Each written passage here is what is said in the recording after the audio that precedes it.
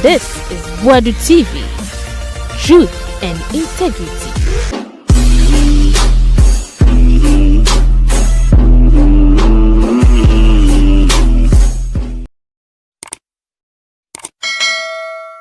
My mama nyina kwa ba mfamra Boadu TV so. Na ye be your first time and our subscribe ye nyina ye like video no ye comment antimo. Na ye wo ho na video bi trend ye say papa bi abaga wo ye Igbo so ye Igbo king e wo Ghana na wato asase wo pramprama wo de ba be bie Igbo kingdom wo ho. Hassan Ayariga etisi mu di sa fight nanim.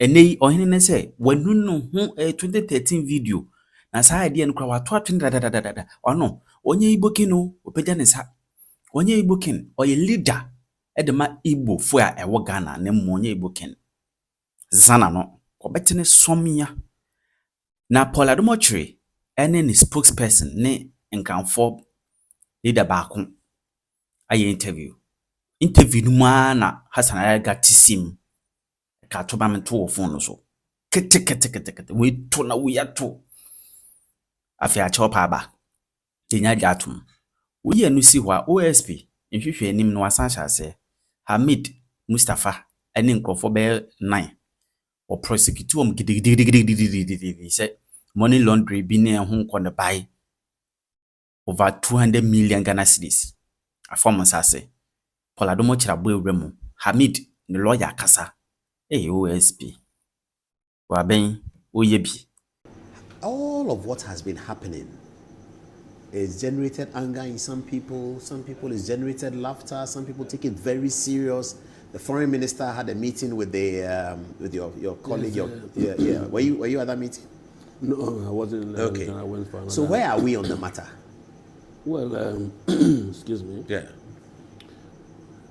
What you said is actually what's going on today in the whole Ghana, Nigeria, and some parts of the world. But yes, people are reacting to what's going on. But it's all about misinformation. Misinformation? Oh, yes. So what's the correct information?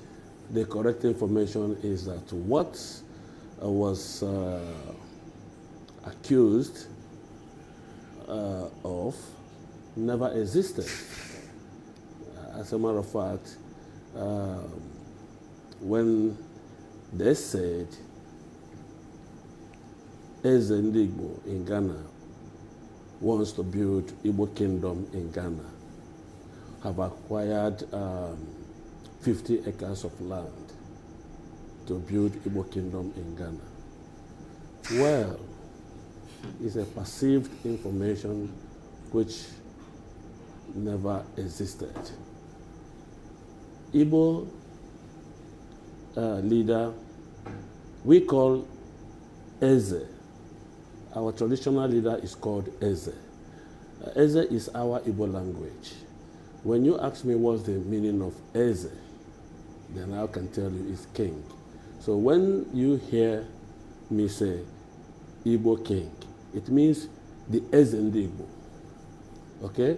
So when people say he acquired 50 acres of land and that he wants to build Igbo kingdom, well, that was way back 2013. That's when he acquired the land? He never acquired it. So what happened is that in 2012, he was coronated Igbo king, or the Igbo in diaspora, as our tradition. Coronated in? Here in Ghana. In Ghana. By whom? By the Council of Elders of the Igbos from Nigeria and the Council of Elders here, of Igbo elders here in Ghana. You know, in our tradition, we have diasporan leaders of the Igbo communities. Wherever we find ourselves in the world, we have a leader called Eze.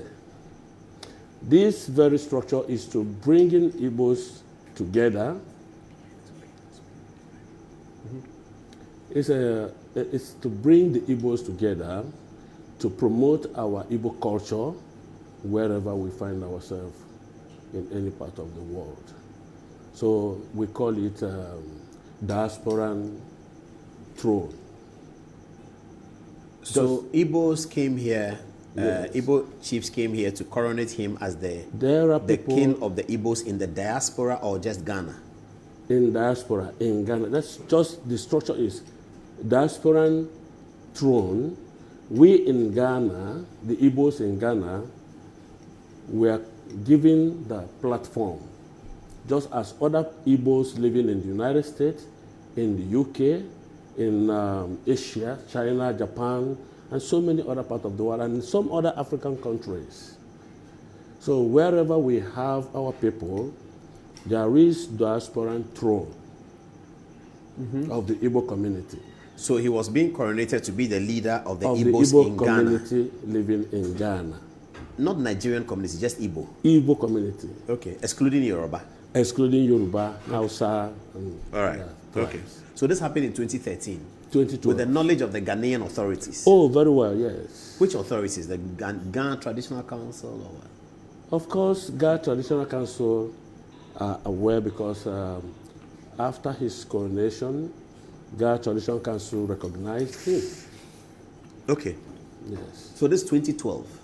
2012. How many acres of land did he have? So in 2013, the then chief of Pram Pram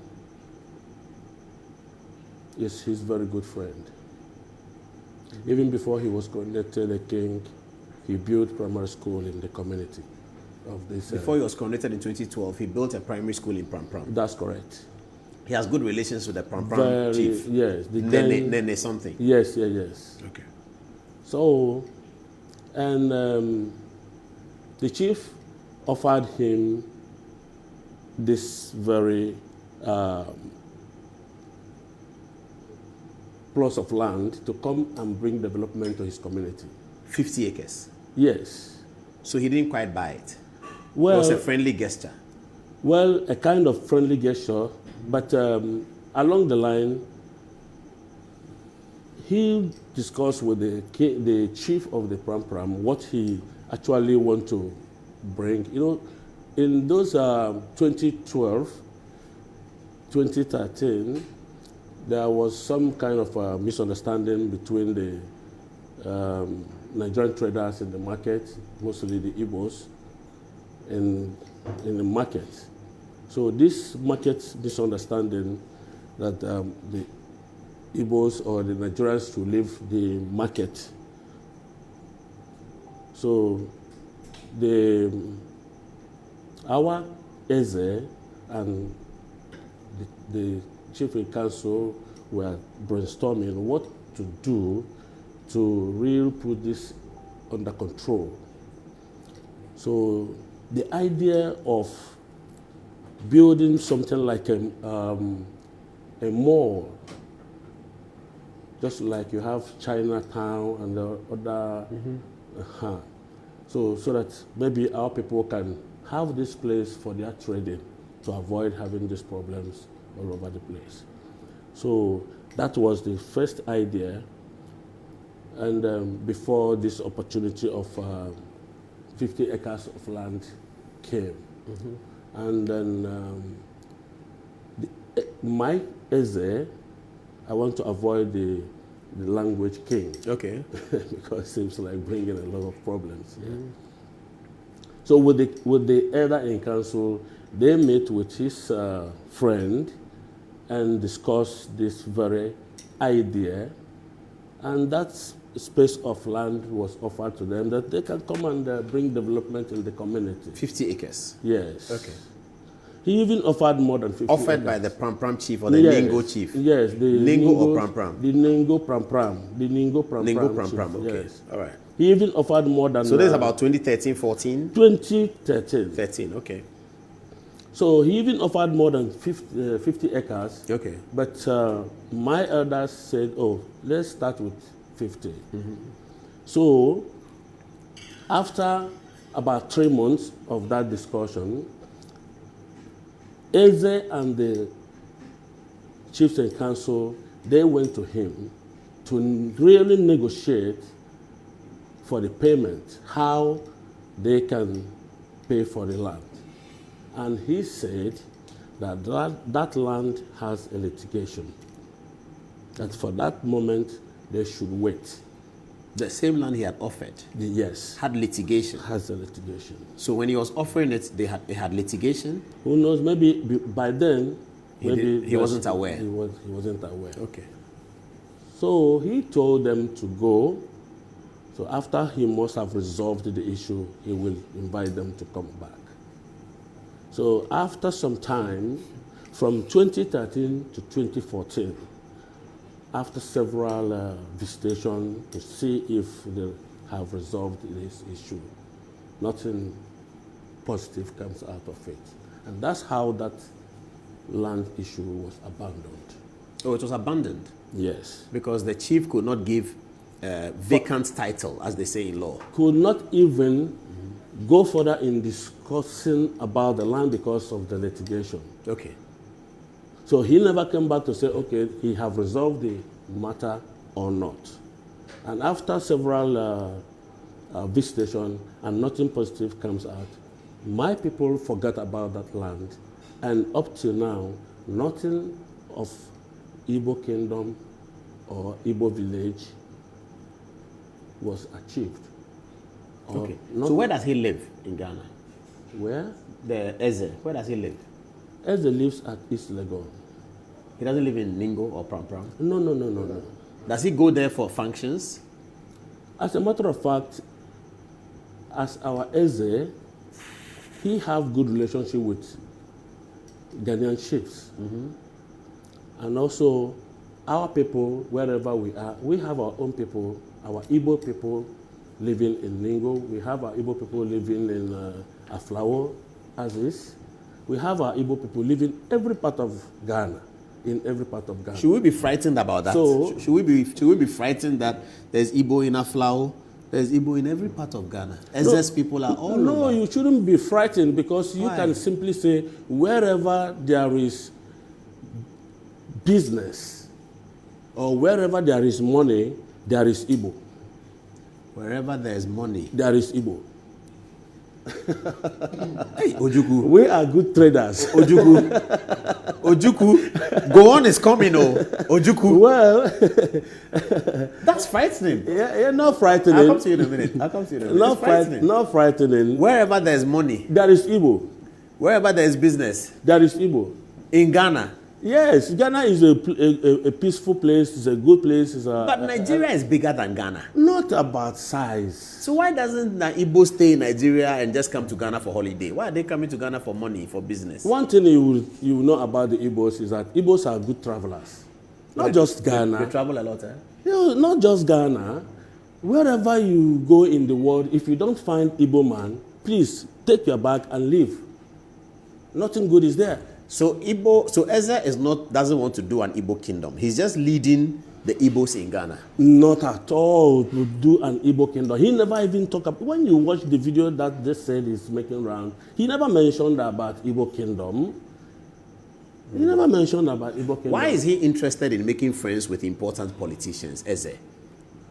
Who doesn't want to make friendship with important personality? As you are now, I'm meeting you for the first time, and I like what you are doing. Before I will leave your studio today, I will ask you for your contact, because I like what you're doing. I would like to meet you again and again. So that you can influence me again and again? And not or influence you, to admire you more. By giving me money? Maybe, if you need it. How much? I don't know yet. Viewers, we are in trouble. Oh. The matter is not about to end. We are in serious trouble. Have you been listening to the guy? He says, I'll make friends with you. How much you need? Hey, this is serious. What are friends for? A friend in need is a friend indeed. A friend indeed is a friend in need. If money is what you want, and I have money to leverage you, I will do that. I will make sure I do something that makes you happy. I don't know what I will need from you tomorrow. Okay, you hold it there. Let me come to my friend. Okay, you are with us. People. Why are you a spokesperson for this effort? Why? Well, good evening to our cherished viewers. My name is Luani Gogo. I'm the head of communications for the palace here in Ghana. I've known this man way back 2010, 2011. Let me take some of your videos back to memory so that they will know exactly who the man is. You know, way back there was a show, Boadu Talent Hunt. There was this lady, Sally Gali. She won a pageant show. That was 2011. Mm-hmm. This was the man who organized that particular program. The whole pageant show? The whole pageant show. What was it called? Bollywood Talent Hunt. They were looking Bollywood. for... Nollywood, Nigeria Nollywood. No. Gallywood, the Ghana one. Hunt. Okay, talent hunt. You know, this show was to unleash new talent in the movie industry. Yeah. And the man is a production man. He have this equipment that normally they do rent out way back. He came to Ghana in 1995. Got married to a beautiful lady from Brewa in the central region. That was 1998. When he came to Ghana, he was doing a legitimate business. Belt, calculators. Who is this in the photo? So Eze is on the left. Is on the left. Who is he shaking hands with? One of the Ghanaian chiefs. One of the Ghanaian chiefs? Yeah. In Nigo or Prampram? We'll get into all that. There's another Ghanaian chief. We have a lot of them. Okay. You have met no less than... who is this here? Please. Is that Alan Chemati on the right? Alan Chemati on the right. Hey! You know, he knows Alan Chemati. Nana Akufo-Addo, Alan Chemati. Please, I'm looking for the Akufo-Addo picture. Can you find it? Is that Alan Chemati with... Who is in the cloth? He was invited to a funeral. Eze was invited to a funeral. And Alan Chemati happened to be there. Happens to be there. And he made friends with him. You know, When they say a friend in need is a friend in need. Paul, let us not do this. Okay. What does sugar attract? Sugar. Who's this again? Is that another Otuo? No, this is the chief of New Jabin in Koforidua. Yes. Koforidua, the other one, Otuo's brother. Yes. Koforidua. This is another chief I see. This is a Ekwapimini. Oh, the new Ekwapimini the other day. Yes. Nice guy, very handsome. Oh, then Eze is very well connected, though. My brother, I asked a very simple question. You didn't answer me. Yeah. What does sugar attract? Sugar is sweet. When you are well packaged. Yes. When you are well groomed. Yes. When you know how to dine and wine. Yeah. You deal with the big dogs. Okay, we understand. All these things that you are seeing on the cameras, on social media, here and there. My brother, I can tell you, it's sheer jealousy.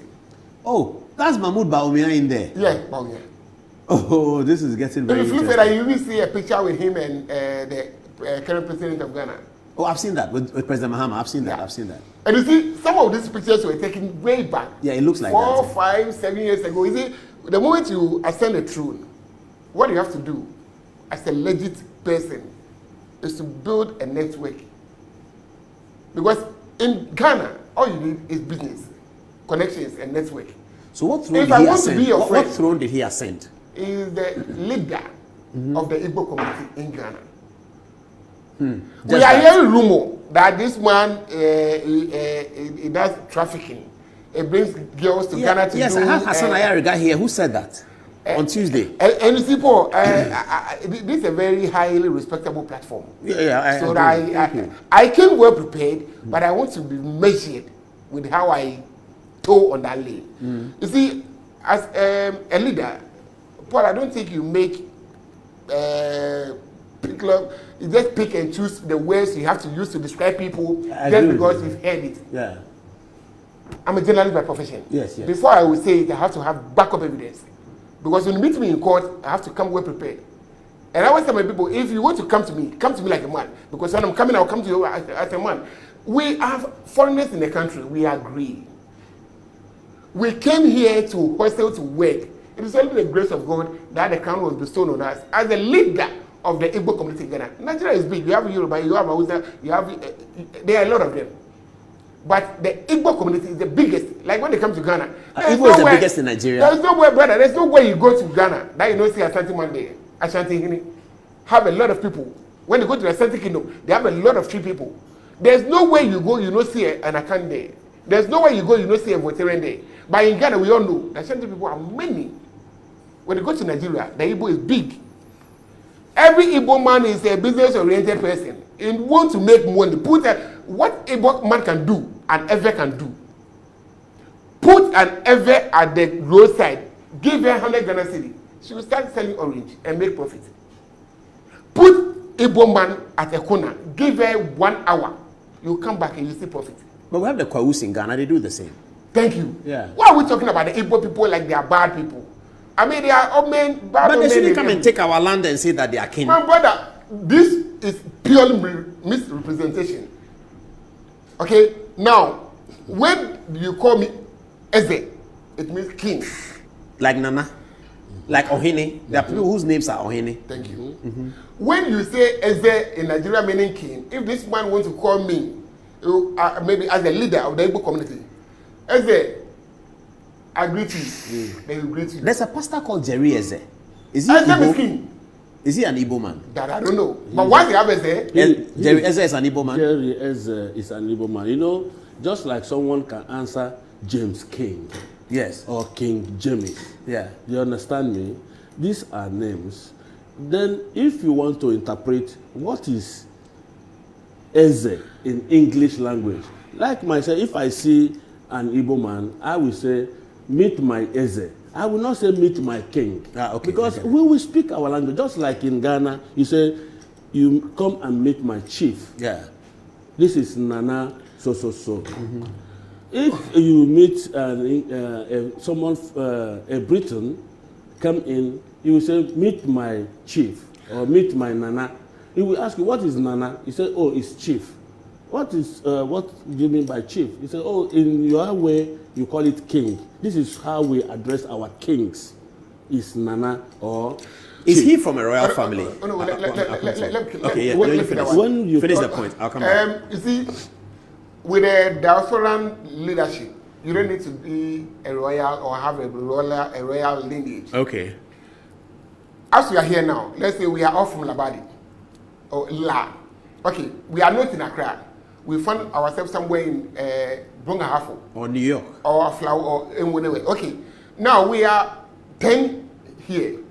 When we look at your attitude, your behavior, the way your charisma, the way you do your things, we would like to appoint Paul to be our leader here. Our knee? Our knee here. That is what happened. You don't need to have a blood lineage to a Back royal home to Labadi. back home before you can be given that position. So that is why the man is very quiet in nature. I'm surprised. About 4 years ago, I called you. There was a story we wanted to do, and I called In fact, you. it's when you sent me the text that I noticed that in 2017 you had chatted way with back me. had a conversation. And you see, I've been responsible for a lot of things at the palace, getting this media stuff. Yeah. We always want to put out there what is going on. We also don't want the people to look like we give you the position, you are not doing anything, you are always interested in going to programs here and there. No. There have been instances to have a collaboration with the Ghana Police Service to ensure that some Nigerians who are forefront of the law will be dealt with without fear or favor. That's who the man is. It doesn't fear us to hold you and hand you over to CID for prosecution. Okay, so then let me come to you. How was he arrested and why was he arrested? I would like to handle down. You see, Paul, why was he arrested? It's quite unfortunate that people are giving the term arrested. When we are here now, and then the door opens and it's a BNI rep who wants to invite you that my boss wants to talk to you. No letter, no weapon. They didn't come in a Rambo style. They came in the Jimmy Walker style. They knocked the door. We want to talk to you. We are from BNI. Boss asked us to invite you over Monday, 10 o'clock. So, okay. I respect your boss. Tell him I'll be there. And then your boss was expecting you on Monday. And I show up on Monday with my team. Paul, how do we define arrest in Ghana? But they said it was at 3 a.m. No. It wasn't 3 a.m. when he was collected. The man was invited on Thursday. To show up on Friday. To show up on Monday, 10 o'clock. Okay. That was BNI. And the National Security came to invite him on Saturday. At 3 a.m. To come on Monday to 1 o'clock. At 3 a.m. National Security came to him at 3 a.m. No. They just came to invite him. They came to invite him. So when he got to the National Security, then they kept him there for overnight? Well, I want to flow. Yes, so please go on. Now, so the man was invited on Thursday by BNI, and then he was also invited again by National Security on Saturday. And let's say Monday, 10 o'clock, he showed up at BNI. They took his statement, did some few questions from him, asked him questions, and it was all about this kingdom thing. And meanwhile, we've issued a press statement that it is never true. We don't have quarter plots anywhere in Africa to do Igbo kingdom, Igbo village, Igbo mall. We don't have anything of that sort. We have the intention, 2013. We couldn't get it done, 2014. We brushed it up because leadership is about movement. You have to be strategic. You have to know what to do for the people to be okay because you are a representative of the people. You cannot live in your own palace and do your things the way you want it. We have team, we have leadership, we have management at the palace. So they met and they decided that let's move on for this lane. Let's go to this lane and do ABCD. And then so the new thing they have to do now, but you cannot be here as Metro TV operating here at Greater Accra. Whilst you don't have a representative at Northern Region. Wait. Viewers, I have to do this. Hassan Ayariga. Yes, God. I've put you live on television. You are listening. Yeah, put me live. You are on. They can hear you. You're on speakerphone on my mobile phone. What do you want to say? Yes, I want to tell the journalist sitting down that he should stop. Please check whether they can hear. Guests can hear on television. Yeah, Hassan, go on, please. All right, tell him that he should stop misleading Ghanaians. Why is he misleading Ghanaians? You came and made allegations against the Eze that he is Yes. trafficking women and all that. They say it's not true. That is what they want to say. But you see, even they said that the man has not said that he has. That the man said that he did not acquire land. Yes, And that's it's what they not said. true that. I have sent you a video on your WhatsApp. Check your WhatsApp. You will see that on the WhatsApp, the man himself has said. That's what I'm saying. Check your video. He himself has said he has land. But Yes, again, he Hassan, they said the said- arrest that you told us about was just an invitation. It was an invitation by BNI, but he was arrested by national security. He doesn't even know what he's talking They about. said it's a lie. They said it's a lie. Ask him whether he was not detained. For how long? I have videos for the 24 hours. Ask him. He How can you- spent overnight in the BNI place. Yes, of course, I have videos. I can send them to you. Please send it. Yeah. Come down. Yes, Okay. ask him, how can you invite somebody and detain him? What is that kind of invitation? That is what I'm telling you. I am sending you a video of him being detained. Okay, so as far as you are concerned, where are we now? Because Honorable Foreign Where Minister we are met is with them. now- Where we are is now, he should be careful of what he's saying so that he can move out of that room alive. He should stop lying. Out because of which Ghanaians are room? very upset. Where you are now. he In should my be very studio? careful. Yes, he should be very careful. Oh, there are a Don't lot of talk to the security Ghanaians. here. Oh, all my We security don't- people outside. We don't care about that. He should stop misbehaving there. But that's a threat. Please. You are That is threatening not a them. threat. That is not a threat. You are When threatening come them, and Hassan. You lie- are threatening. Listen to me. I'm Listen to listening. me. When you come and lie and say that your chief did not say that he has land, and on the video, it's there. I have sent you a video. Ask him When the that the chief said he Pram bought chief 50 said they acres will of have land. Come down. Oh. He said he bought 50 acres of land. Today, he said he did not buy land. Oh. What did Okay, I but hear? if he What's the said, finding? if we said he bought land, and the man who has the What did I land, hear, boys? if he says he didn't buy land, should we not leave it there? These Nigerians come What and are lie your anyhow and evidence? think that you can come and sit out there and behave as if this country is for you. What do you mean? You people should be very careful in this country. You cannot sit down and talk as if this country is yours. Hassan, you are very angry. Sorry. I am very angry because of the way they are talking there. What do you mean? The man came here and said he's a king. He's not a king in Ghana. He has agreed. He's not a king in Ghana. He's a leader of the Igbos. But he was parading himself as a king. Not so? anymore. He won't do that again. Why can't You you want already to tell say? me I king that is not a king? Hassan, hold it. Let me listen to the journalist. Hold on. No, I Yes, talk. Hassan, hold on. Talk. Hassan, whatever you are doing, you are saying, you are going about it, I think you have to try questions because it's not right, it's not fair. This is a human being who's working in Ghana here. He have a family here. The wife is a Ghanaian. The children are living here in Ghana. Initially, the man was calling himself king. At the blind side of the law, he didn't know that you cannot call yourself Eze because the king of the Igbo community in Ghana. Upon further consultation and cross-check, we've now understood that you cannot be a king in Ghana. The man of swallowed the Peter Coin is calling himself now the leader of the Igbo community in Ghana. I thought we should allow the sleeping dogs to lie. You cannot say that the man was arrested. How can you arrest somebody when you invited the person? I agree with that, Hassan. Sleeping dogs should lie. Of course, you have to make progress. He's You have not to a move on king. from this one. You see, if the man comes... I have so much respect for Ayariga. You shouldn't be doing this. He did not As Ayariga shouldn't be doing this. Whatever you are doing, you should have a backup document. Do you have documents? He did not say it. But meanwhile, he said it. Do you have documents to back what you're saying? Let us As Ayariga, don't do this. Don't do this at all. Don't do this. Sorry, hold on. please, hold let on. us discuss. Wait. Why are you making it look like the man is a threat to the security? I want to talk to him.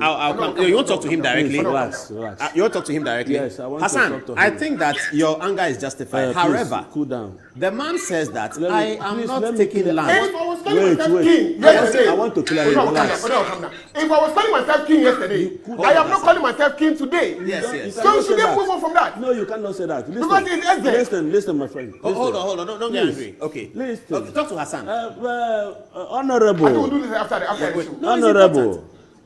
Thank you very much. Please calm your mind down. I think we should allow brotherly love to continue. Ghana and Nigeria are one big family. And what is going on is a misconception and misinformation. I can understand your concerns. You are on the TV that Excuse you me, went to please. school Let in me Nigeria. You said it here on let the me show. talk. he did. That you went to school in Nigeria. You are interrupting. And you know how You are Nigeria interrupting is. Hold me. it. Please. Sorry, I beg You are you. interrupting me. Please, Please, I don't- Chief, finish with him. Is he on? Yeah. Yes, sir. So, my brother, you see, what is flying on the social media are not true. I can assure you that this is a sponsored blackmail, and some people, No, it's important. Viewers must hear it. some people want to destroy somebody's reputation. I know you are a very good politician, and you have your own reputation to protect.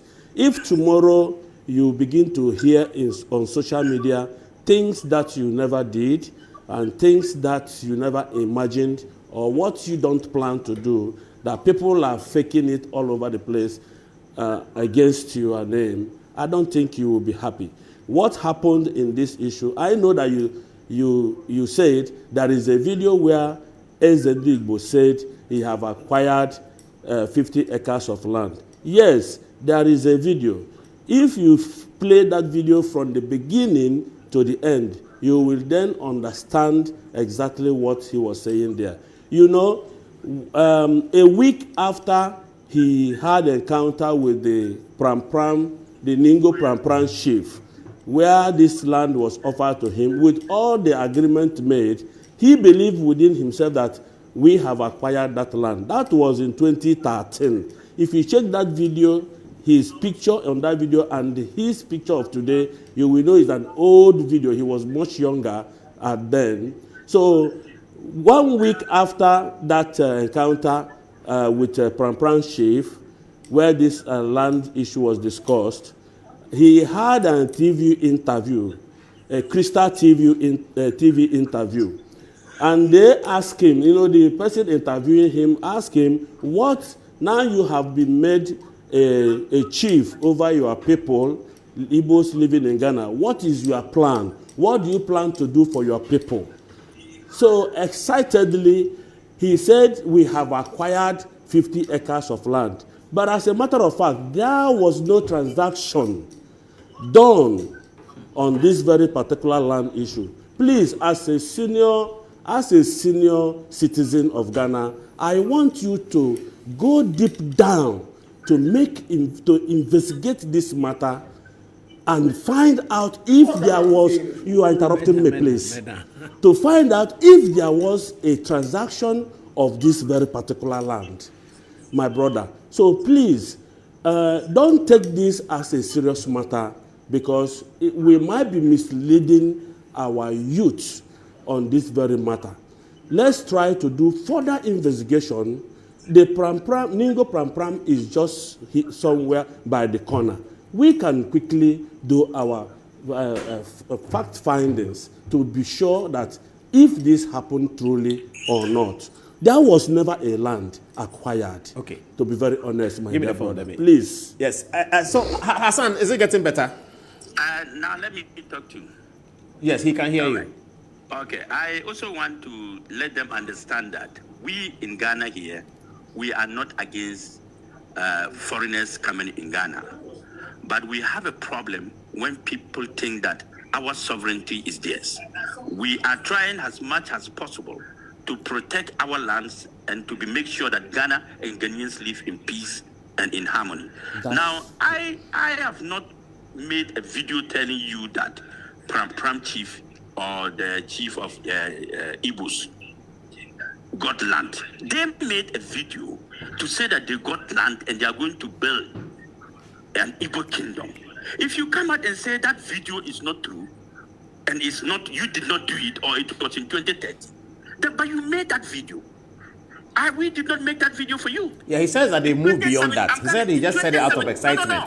I am coming. In 2017 again, they repeated the same video, saying that they were going to build another kingdom.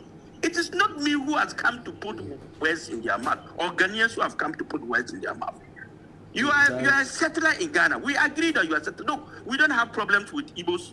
We don't, what do you call it, Yorubas. We don't have problems with Hausas. We don't have problems with Zambarama. We don't have problems with anybody. But when you make your own legal statement, and then you now come and say, it is not true, you did not make it, you did not buy it, you did not get it. Who did it? We did not do it. Okay, It's so we not can that move you beyond do that. that. So you can accept as an apology or something like that, that they didn't do that. No, but they no, went never and a land. apologized to Never some a land judge, and was then some bought. judge is coming out to tell Ghanaians that we should forget it, and we are brothers. Of course we are brothers, but we are brothers not in crime. We are brothers in good shape.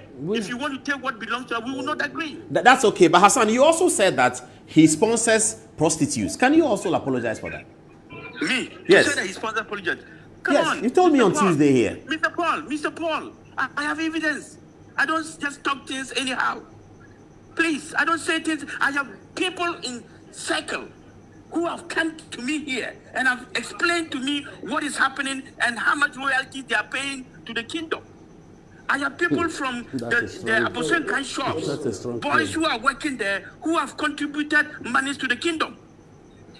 There are people who contribute to his kingdom. I am not the one saying it. Okay, but at least we have some peace now. They have, some judge says that they don't have any land. They themselves say they don't have any land. They met with Foreign Minister So why did they make a Okunyeko. video saying they have it? Oh, we all make mistakes. Hassan, you and I have done. Hassan, you and I have done things that we don't want. They did not say it. That is wrong. No, they said it, but he said it in excitement. And everyone makes mistakes. And the chief said the land was in litigation. There was a litigation on the land. Oh, Hassan, lying is a bit too strong. Nobody is lying to anybody. Okay, Hassan, I think your point is made. I'll take you off the phone and call you back if it's necessary. I should keep him on. No, don't carry line. Let's He's gone. No. He's still watching. You can Okay, talk. fine. Point. Let's ask ourselves this way. So far, I don't know your age, but let's say 50 years of your lifestyle. Yeah. Have you not ever mentioned an ambition to a friend Oh, all the time. that didn't come to manifest? Plenty. So why is Hassan behaving like some? Well, I think we have gotten somewhere. We have gotten somewhere. See, Paul, what is going on? Ghanaians in general, we want to apologize to them. To who? Ghanaians in Ghanaians, general. okay. We want to apologize to them. If indeed we step on toes, we flout the law. We've done anything that is not expected of a foreigner. We are pleading with them to forgive us. Like my boss had a meeting with the foreign affairs minister yesterday, and then they reached a memento on which understanding that you did ABCD. I put it to you, it is wrong. Go and see no more. Yeah. We should leave it at that end. But main reason why we wanted to get this platform because was as I was sitting here, I don't know whether the same chair. He was sitting here, he was the same chair. And he was spilling things out of probably. And he's calling again. Yeah. Viewers, should I pick it? Hassan Ayariga is calling. Viewers should decide because it's 11:10. Yes, Hassan. Yeah, did he say he wanted to talk to me, or did he say he wanted to say something? No, he wanted to say something for you to hear. He said we should let sleeping dogs lie and we should move on. He should be careful. He doesn't talk anyhow to me. No, he's not talking anyhow to you. But do you happen to know him? Hassan, do you know him? I don't know him. But he should learn how to talk to me. I'm not his classmate. If he talks to me anyhow, he will get it. I'm not in that. He'll get what? He will get what he doesn't want, because in this country we don't take that kind of nonsense. You don't. Paul, let Hassan know that I am a Ghanaian. No, he's a Ghanaian. Hassan, you know he's a Ghanaian. I am a Ghanaian. I don't I'm care what equally he's a Ghanaian. I Ghanaian, have but a all I'm fundamental telling like you is any that other his leader has gone to say that Ghanaians are uncultured. We are waiting for that. So if he makes any unnecessary statement there, we will not accept that nonsense from you. Paul, Hassan, the use of the word nonsense should be withdrawn, we beg. Oh, I hear you, but I'm telling him he should know how to talk. Let's make this interview Paul, more. Okay, Hassan, I hear you. I think with this one, I'll beg you. I hear you. Let you talk. Let you talk. Paul, I think with this He's one, I'll gone beg off. you. Tell With this talk. one, I'll beg I you. won't take him. What you have to do right now is try and organize a meeting between Hassan and Ayariga to meet the leader of the Igbo community. Because they are two big men. Yes, they are two big men. We have to get a meeting. It's bigger. Whichever way. They are my fathers. The two of them are my fathers. What you have to do is to get a meeting, Hassan Ayariga, and then the leader of the Igbo community. Yourself should be there so that we can smoke the peace pipe. Because for now, oh no, we know, Biko, in as well. Oh no, Biko. You see, So wrap it what up. we have to do right now is we Come in, get some this text back- messages so we you can see, look at this it. back and forth will not help us in any way. The meeting with the foreign minister really was very good. And it has finished everything. But the reason why we came is because of some of the things that the man said, which is wrong. It is far-fetched. I can say somebody left Nigeria, came to Ghana. He was doing sponsoring prostitution, and he was calling them king. People come and pay dues to him. I mean, how? That's really deep. Okay, let me have you to wrap it up. Okay, I think we should be more matured and choose our words very well when we are addressing issue that has to do with personality. You know, if you are a politician today, you didn't just wake up and become a politician. If you are a king today, you didn't just wake up and become a king. If you are an entrepreneur today, you don't just wake up and become an entrepreneur. You must have gone through process to get to wherever you are. If you are in the government today, as a big politician or aspiring politician, and then someone is somewhere in the market or in the business side doing very well, because you're a politician, you don't see the other person on the other business side to be nobody, because there is division of labor. Everybody will not be a politician, and everybody will not be a businessman. And being a politician, you have your duties to display as a politician. What I will advise our people today, when you are in the government side, use your position to encourage peaceful coexistence. Nobody supports crime. Nobody. And the crime has no ethnicity. Whoever that commits crime should be made to face the law. But I will not say, because somebody committed crime and I find out that his name is Kofi, and I will now begin to say all Ghanaians are criminal. All Ghanaians are criminal. When I'm doing this, I'm not doing the right thing. What my brother, Honorable Ayariga, have said is assassination of character. When he's talking, he said he have videos, he have evidence, he have some people come to tell him. I hope he should have the data of these people that comes to give him this information, so that when these details are needed, he can provide them accordingly. Because I cannot act on hearsay, what people tells me, and I will just come out on air and begin to say it.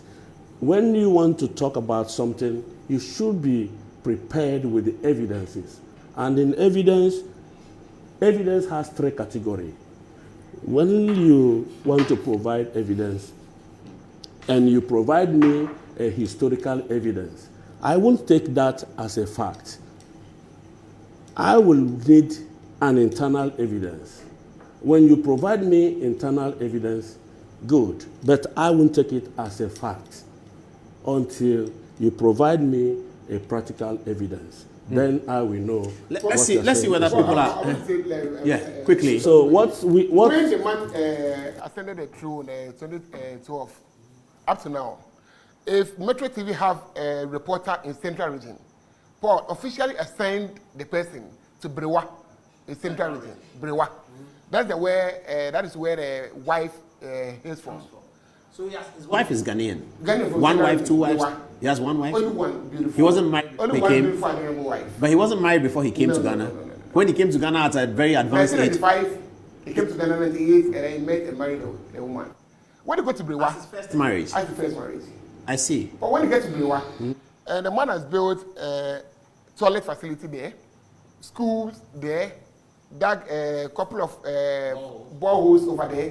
When he gets to Yamanasa Junction, he have done some there. Does he do as a businessman? The man is a businessman. He has an NGO. In 2019, we launched Feeding the Hungry project.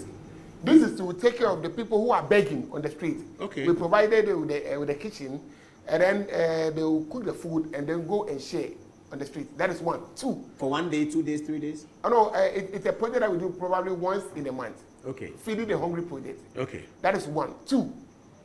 The man allocated some funds to take care of females who wanted to do business but they don't have the money. So we set up an Indomie joint for you. So that you do the business, we don't take them from you. We set up for you to do the business and take care of their home. When you go to Voter region, the man has done projects over there, schools, and up to now, a lot of people still come to the palace. They need support. Then they want to do this. Where is the palace? American House, this is Legon. Oh, the palace is not in Ningo. He live close with your boss, just phone. Oh, Zoom Lions area. The same lane. Oh, the same lane? The same lane. Oh, I see. Let's see what the young people are asking us on the social media, and then we can wrap up the shows. Viewers, forgive me, as you can understand, this has been completely out of my hands with Hassan Ayariga's intrusive phone call. 19 minutes past 11 o'clock. Sorry to have kept you that long. Let's just finish it in 5 minutes, and then we can all go to bed quite nicely by the grace of God. Minnie, what are they saying? So, from Samuel Ajenim Boateng, says, Paul, when there is a chance of meeting people at a social function and they exchange pleasantries, it doesn't make those involved long-time friends. I would rather make a case of existing friendship when a Ghanaian visits him in his home. This is when I will argue the Ghanaian is establishing some kind of either parasitic or symbiotic relationship. And from Eben Dedu, Mr. Paul, any damage control by this Igbo King thing is just not working. They are making it look like people are just making up stories, but we hear the man speaking on tape. Why are they lying?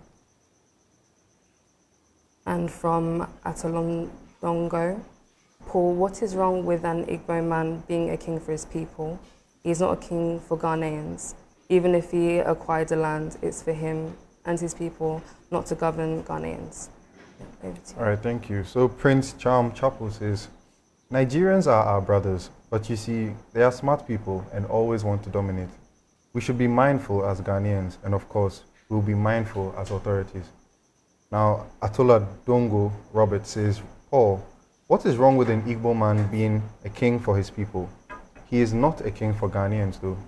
Even if he acquired a land, it's for him and his people, not to govern Ghanaians. Now, Gasti Man says, Paul, these guys are taking Ghanaians for granted. How can a Ghanaian go to Nigeria and behave this way? If care is not taken, these people will destroy Ghana, like Galamsey, because of their crave for money. And I'm surprised the man is walking freely without investigating his source of wealth. People keep on missing every day. People keep on getting missing every day. And that spokesperson is not even ashamed. The chief of Pram, Sam George, must be arrested too. Now back to you, Paul. Okay, there are a few here. Good evening, Mr. Paul. Good work done this week. God bless you for standing with the truth, wanting to know the truth, blessed all the time. Another one says that I have been watching this program for the last 15 years. My father tells me that it was running 10 years before I started watching. You are fantastic.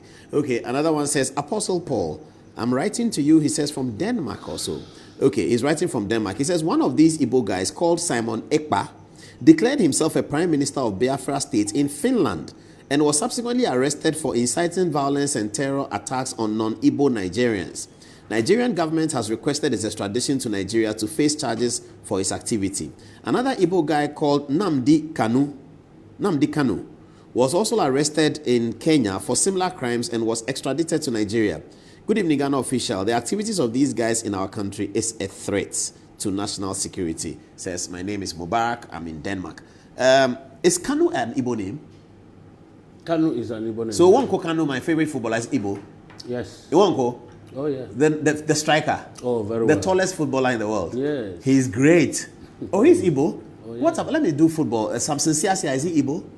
Samson Siasia is not Igbo. Okay. Friday Elaho, is he Igbo? Friday Elaho is not Igbo. Rashid Yekini, no, he's from the north. Yekini is certainly from the north. Yeah, Rashid Yekini is from the west. Which are the Igbo footballers?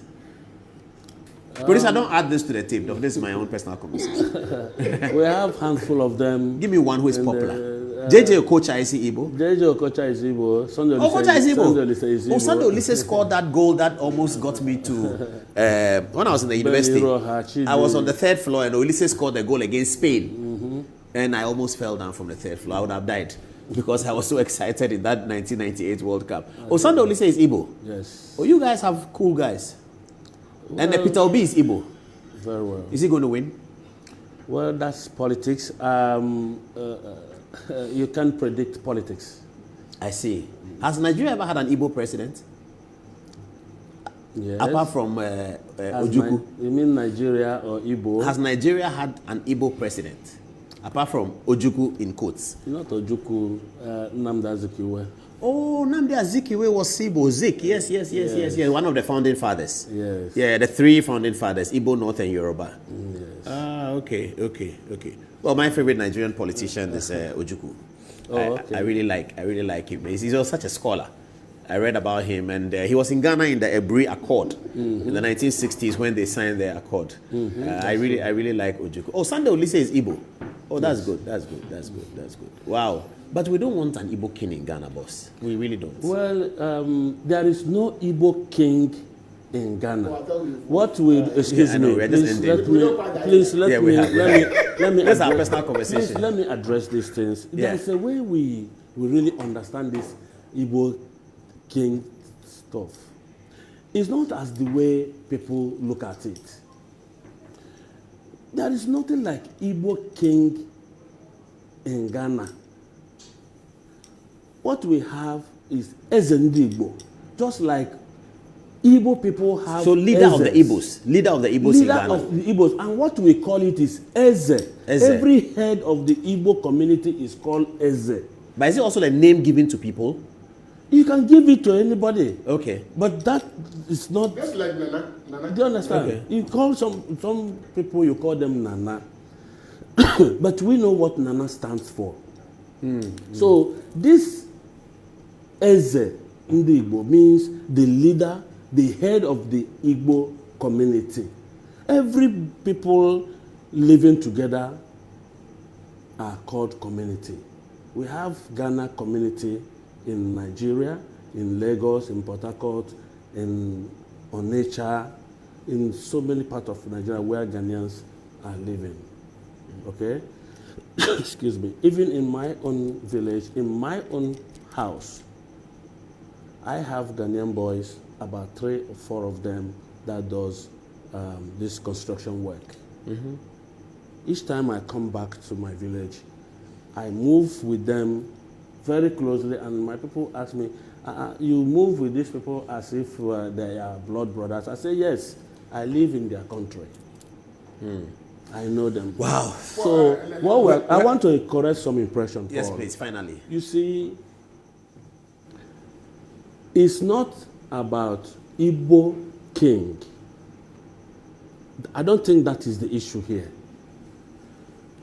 Everywhere you find the Igbos, we have our head as the community head, and we call him Eze. So this Eze Ndigbo was officially and duly coronated by the elder in councils that installs Igbo heads in every part of the world. Diasporan thrones, we have it all over the world, wherever you find the Igbos. Because the Igbos travel a lot. Because Igbo travel a lot. It's not to disrespect the laws of the land. It's not to disrespect the government of our host nation. It's not to disrespect our host communities. It's just our tradition and culture, to promote our tradition and culture. You know, most of us, we travel for a very long time. Some of us marry from where in the host communities where we find ourselves. So we start having children, just like our brothers marry Ghanaians, and then we start having our children with our Ghanaian wives. Our wife and our children have not traveled down to our Igbo land. They don't know about our culture. So what we do in diaspora, promoting of our tradition and culture in diaspora, gives our children and our wives the opportunity to know about our cultural background. You see, we even at some point, as Igbo, made it compulsory that our children should be learning how to speak Igbo language. We are not planning to take over Ghana. If we have the plan to take over Ghana, we will not teach our children our tradition and culture. We will not teach our children our language. We will allow them to go by the system of Ghana. So, but we are Igbos. Wherever we are, we still think back home. Okay? Even a 3-year-old child of Igbo descent dies in Ghana, that body must be taken back to Igbo land. That is whom we are. We are not claiming anybody's land. Igbos have never conquered any land, have never conquered any community, have never conquered any people from the history of the Igbos. We are traders. We travel far and wide. We trade. We contribute to development of communities wherever we find ourselves. We believe in trading. We have never conquered any people to take their land. That's not in our culture. That's not in our in our DNA. Okay. So if anybody wants to know about Igbos, try to make proper findings. Do not act based on what people say. Be very sure, like I talk about evidence. Evidence has 3 categories. Try to work on these 3 categories. If I tell you what is in this box and you tell me it's cake, how can I just believe it's cake? Although the pack looks like a box of cake. But I will ask you, are you sure it is cake? Because I'm not sure. I haven't believed that your evidence. And you say, yes, it's cake, and you open it. That is internal evidence for me to see that it's cake. But how can I be sure that it's cake that I'm seeing? Until I have a knife and cut it, have a piece of it, and put it in my mouth, and eat, and make sure that, yeah, really it's cake. That is the categories of evidence. You can't just believe this is cake, and you just go without the internal evidence and then practical evidence. When you want to believe in what people are telling you, please work on 3 categories of evidence so that you don't go and fight a wrong battle. We get it. But there's only one situation in which your 3 categories of evidence doesn't work. If a young man tells a woman that I love you, how is the evidence? How is he going to open it? There is a lot. If you want me to tell you about that, I will tell you. You have something on that? Yes. We'll talk about that later. Let me finalize. Yeah. We use the platform to invite all media establishments in Ghana. We're having a huge press conference tomorrow, 11 o'clock at the Palace. Okay. America is illegal. We'll send our cameras there. Wherever you're coming, just Google FANIDA, FANIDA. FANIDA, FANIDA. But the invitations has gone out? Yeah, we've done invitation. Okay. By the time you meet, all the videos here will be on social media. 11 o'clock, tomorrow, 11 o'clock, we have the press conference. Officially, our leader would like to speak himself, address the media. Okay. So tomorrow we'll take that. I'll use the platform again to apologize. You know, I'm a young man, I love to learn a lot. Ayariga may be my senior brother or my father.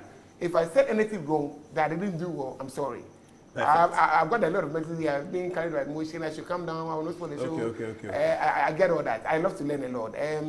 I've been watching you from afar. Today I have the chance to be with you. Thank you. So I've taken something here. I beg. Hassan, where's my camera? Come on, accommodate. Yes. I beg you, Hassan, if I said anything wrong, forgive your brother, forgive your son. But we are just trying to correct the wrong impressions that A, B, C, D being speculated out there. It's far-fetched and it's never true. There's no iota of truth in whatever is going on there. We have taken 3 things into consideration. We don't call ourselves king, we drop them. We want to build village, even though we left in 2014. Yes, we are repeating, we are not going to do any kingdom or village again. I think these are the two things you have to clear. Going forward, we'll deal with the Igbo community and see how best we can be able to foster more unity between our host nation.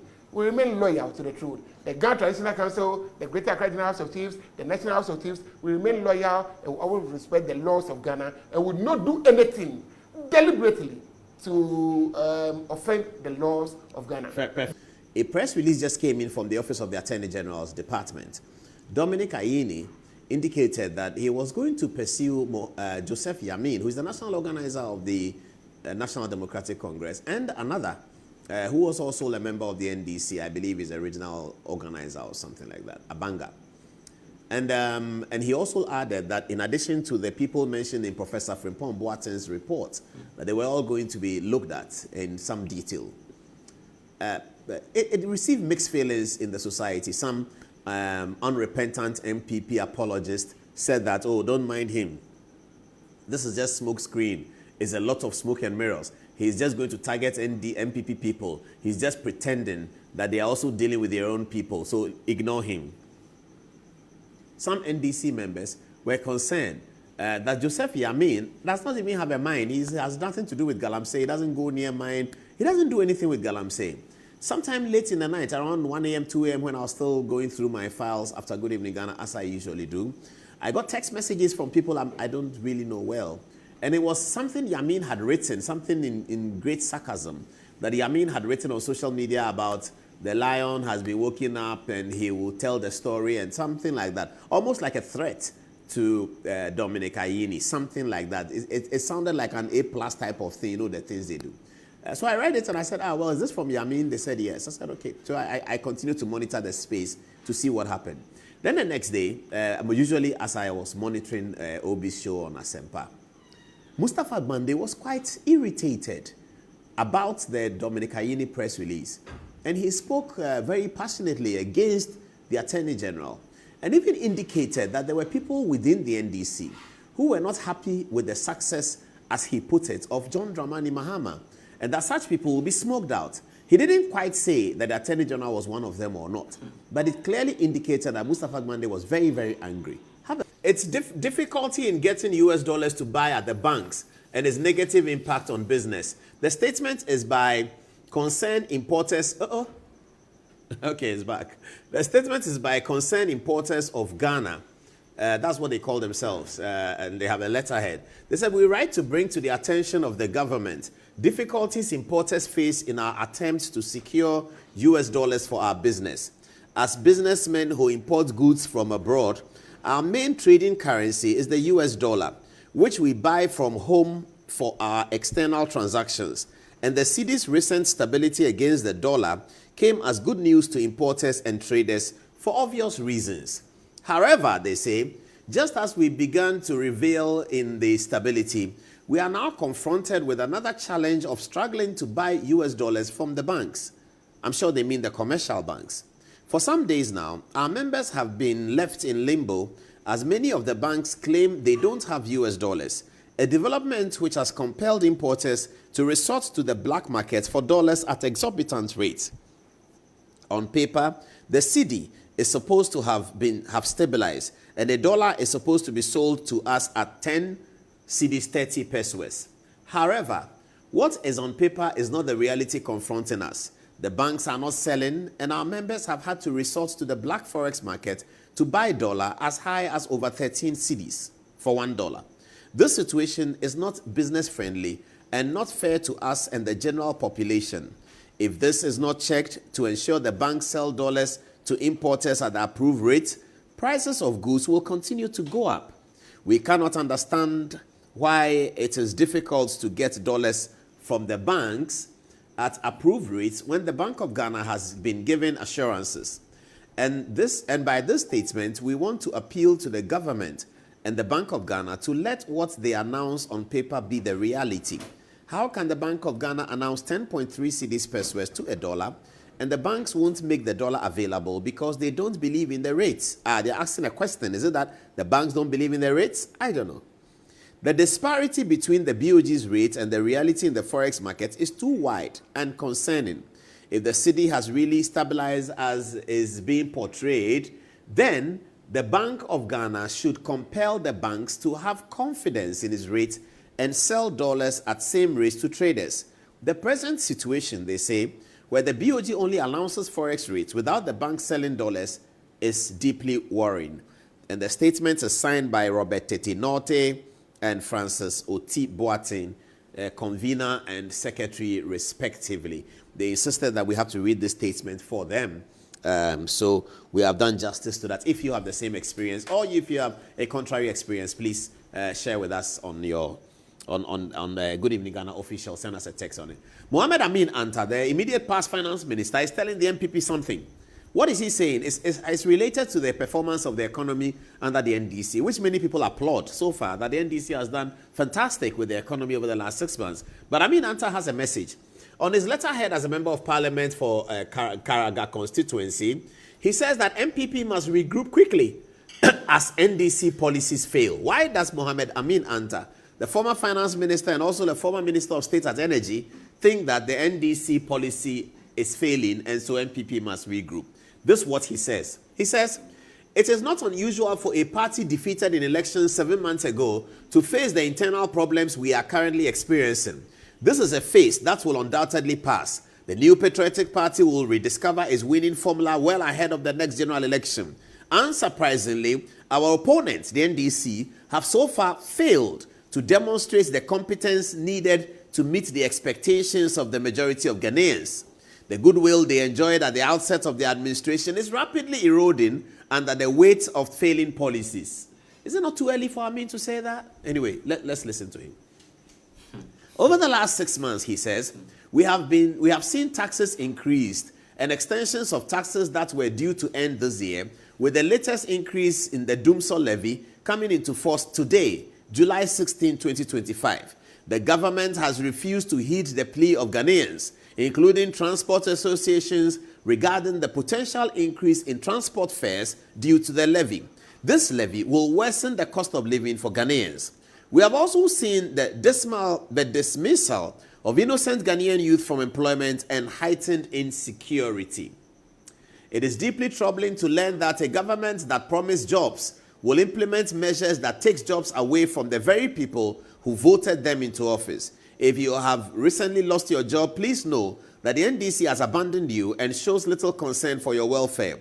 The future MPP government will restore your jobs and bring back dignity to the young people of our country.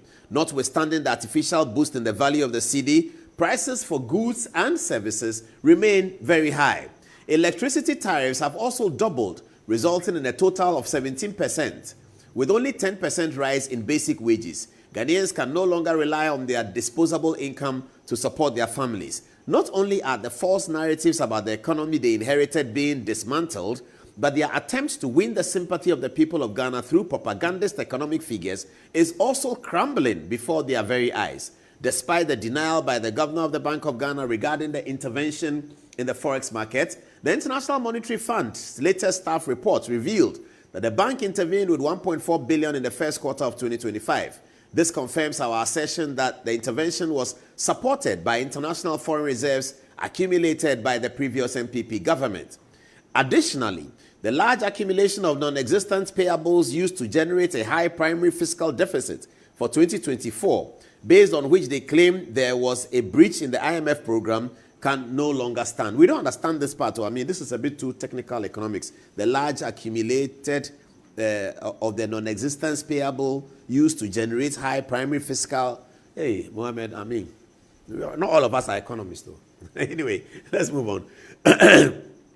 As the IMF report has uncovered troubling findings from an initial audit, it shows that a significant share of such payables may not be supported by valid documentation, suggesting the amounts may be revised downward and a better fiscal outcome could eventually emerge.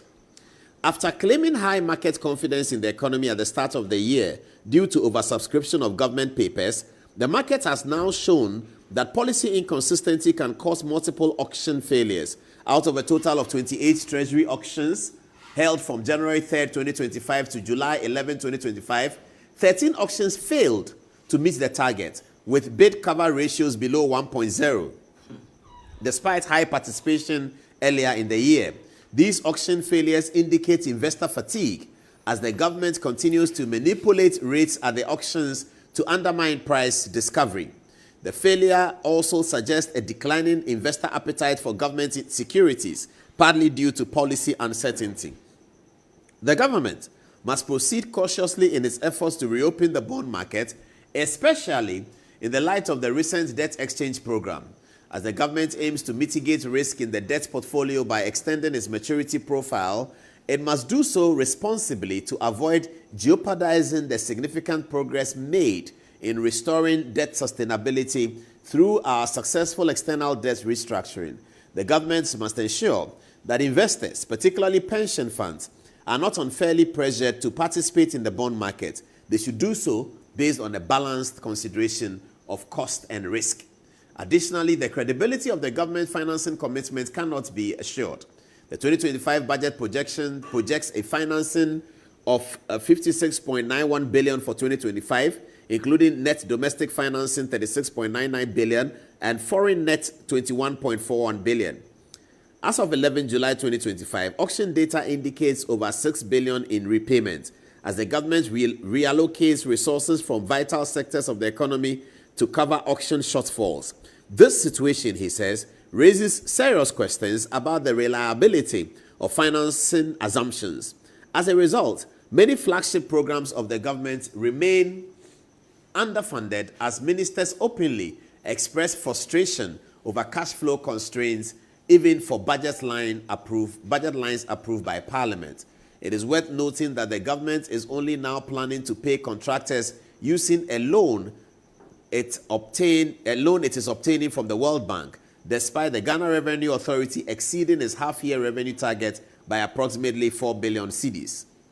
Also, the 24-hour economy program remains a theoretical construct with attractive visuals, reminiscent of the famous Green Book from the last NDC government.